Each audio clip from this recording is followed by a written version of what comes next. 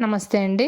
Padmaja Khandavilli vlogs ఛానల్‌కి స్వాగతం. పంచారామ క్షేత్రమైన ద్రాక్షారామం చుట్టూ పద్మాకారంలో ఉన్న 108 నక్షత్ర పాద శివాలయాల సిరీస్‌లో భాగంగా పుబ్బ నక్షత్రం 4వ పాదం వాళ్ళు వాళ్ళ జాతకంలో ఉన్న దోషాలను పోగొట్టుకోవడానికి దర్శించుకోవాల్సిన పొలమూరు క్షేత్రంలో ఉన్న శ్రీ ఉమా సమేత శ్రీ రామలింగేశ్వర స్వామివారిని దర్శనం చేసుకుందామండి.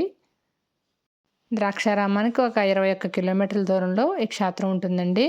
పెడపర్తి రేవు అనపర్తి రోడ్డు మార్గంలో పొలమూరు అనే గ్రామం ఉంటుంది. పొలమూరు మెయిన్ రోడ్డుకి తూర్పు దిశగా సుమారు ఒక 1/2 కిలోమీటర్ లోపలికి వెళ్తే ఇప్పుడు మనం చూస్తున్న శివాలయం ఉంటుందన్నమాట.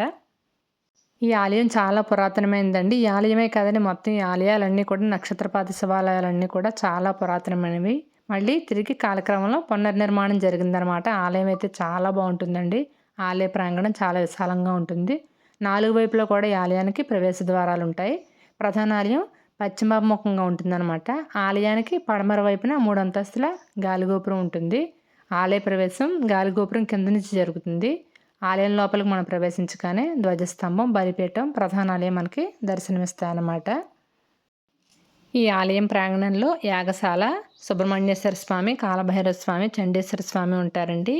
ఈ ఆలయం ప్రాంగణంలోని తులసికోట చాలా బాగుంటుందండి. తులసికోటకి అష్టలక్ష్మి మూర్తులు పొదిగి ఉంటాయన్నమాట. అలాగే ఈశాన్య మూలగా నవగ్రహ మండపం ఉంటుంది. తూర్పున వృద్ధ రామలింగేశ్వర స్వామివారు ఉంటారనమాట. భక్తులు స్వయంగా ఈ వృద్ధ రామలింగేశ్వర స్వామివారికి అభిషేకాలు జరుపుతూ ఉంటారు. ఉత్తర ఈశాన్యంలో కోనేరు కూడా ఉంటుందండి. ముఖమండపంలో మహానందీశ్వరుడు, చిన్న నంది, ద్వారపాలకులు ఉంటారు. ముఖమండపంలో దక్షిణ భాగంలో మేధా దక్షిణామూర్తి దర్శనమిస్తారనమాట. అంతరాలయంలో మహాగణపతి, కుమారస్వామి కూడా కొలువై ఉంటారు. గర్భాలయంలో శ్రీ రామలింగేశ్వర స్వామివారు దర్శనం మనకి లభిస్తుంది. ఆయనకి భాగంలో శ్రీ ఉమాదేవి కొలువు తీరుంటారు.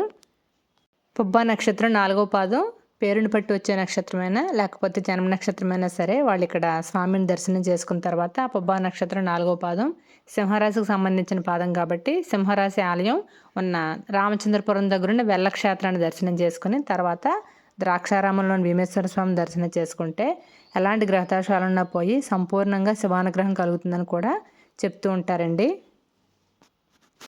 నెలలో వచ్చే పుబ్బ నక్షత్రం రోజున కూడా ఇక్కడ స్వామివారికి అర్చనలు, అభిషేకాలు చేయించుకోవడం కూడా చాలా విశేషంగా భావిస్తారండి. ఎలాంటి దోషాలు లేని వాళ్ళు కూడా ఇక్కడ స్వామిని దర్శించుకుని స్వామి ఆశీస్సులు పొందొచ్చు అనమాట. ఈ ఆలయంలో మహాశివరాత్రి నాడు కోటి దీపోత్సవం జరుగుతుందండి. ఆ రోజు చాలా గొప్పగా అన్నదానం నిర్వహిస్తారు. సంక్రాంతి, దీపావళి, సుబ్రహ్మణ్యేశ్వర స్వామి షష్ఠి మొదలైన పర్వదినాల సందర్భంగా పూజలు విశేషంగా జరుగుతాయి. ప్రతి నెల మహాశివరాత్రి రోజున శాంతి కళ్యాణం భక్తుల చేత నిర్వహిస్తూ ఉంటారు. ఇక్కడ స్వామివారి కళ్యాణం కార్తీక బహుళ ఏకాదశి నాడు జరుగుతుంది. కార్తీక మాసం పౌర్ణమి నాడు జ్వాలాతోరణం జరుగుతూ ఉంటుంది. అలాగే కార్తీక మాసంలో విశేషంగా పూజలు కూడా ఇక్కడ నిర్వహిస్తూ ఉంటారు. ఇక రవాణా సదుపాయాల విషయానికి వస్తే కాకినాడ, రాజమండ్రి బస్సులు అనపర్తి మీదుగా ఉంటాయి. అనపర్తి దేవీ చౌక్ నుంచి పొలమూరుకు ఆటోలు ఉంటాయి. వీటి మధ్య దూరం సుమారు ఒక 4 కిలోమీటర్లు ఉంటుంది. వీడియో నచ్చితే తప్పకుండా లైక్ చేయండి. అలాగే ఇంతవరకు మన ఛానల్ సబ్స్క్రైబ్ చేసుకోకపోతే సబ్స్క్రైబ్ కూడా చేసుకోండి. రేపు మళ్ళీ మరో వీడియోలో కలుసుకుందామండి. నమస్తే.